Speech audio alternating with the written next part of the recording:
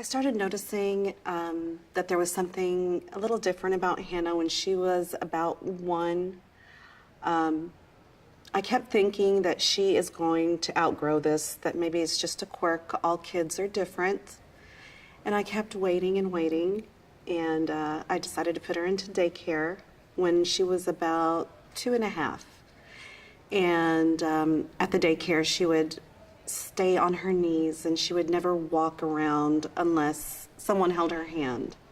And I kept thinking still the same thing. She's going to outgrow it. She's just slow. She's okay. I was in denial, obviously, and the director of the daycare had called me in to talk to me about how she thought Hannah was different and that it may be autism. But I didn't take her advice. I got upset with her and I took Hannah out of daycare right at that moment. But it was still inside my head, at the back of my mind, that I needed to take Hannah to a neurologist to see if she's actually autistic. So Hannah was officially diagnosed when she was 3. And she also had seizures, and the doctor had recommended medication for her seizures, and I wouldn't give it to her. I was very much in denial and scared and upset. And Hannah didn't really walk, or she still hasn't spoken, but she didn't walk till she was about 4.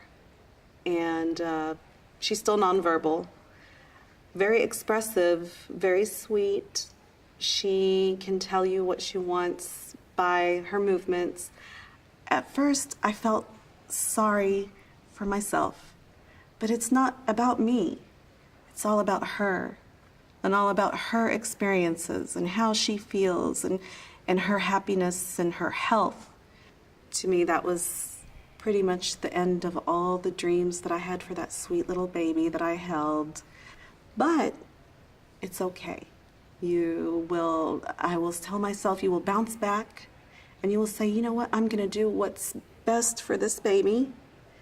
And what's best for this baby is for me to find everything that's gonna help her. Everything that's gonna improve her quality of life. Not on my standard, on hers. I started doing more research again about stem cell treatment, and I came across Dr. Gutierrez's video talking about stem cell treatment, and I had made a comment that I needed more information.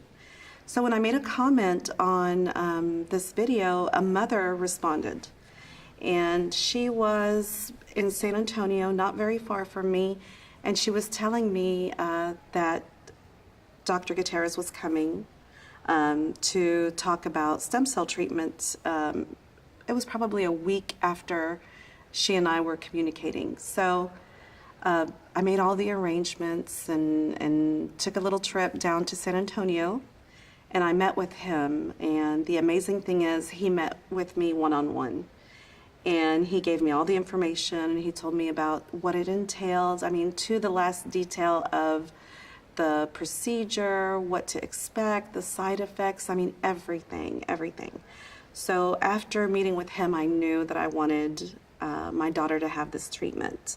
It was beginning of August. I believe her actual treatment date was August the 5th. And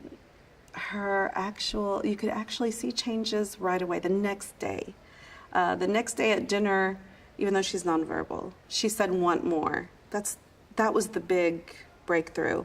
I mean, she's still nonverbal, but every once in a while she'll come up with a word or a couple of words, which is a very big deal, because before that she didn't say anything. She would just babble and kind of baby talk, but nothing really that was understood, nothing that meant anything. So that was a huge sign of it working. And not only that, she became a lot more calm. So many people don't realize how common autism is, how to react to a person with autism, how to respond if you see an autistic child stimming or an autistic child having an outburst.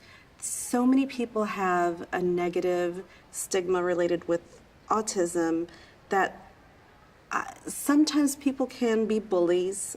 As a parent, you have to teach everyone around you for the sake of our children, for the sake of the future, for all these kids, not just our particular kid.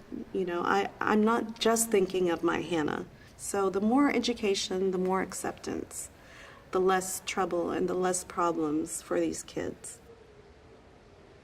My name is Dina, and I am the mother of a child with autism named Hannah.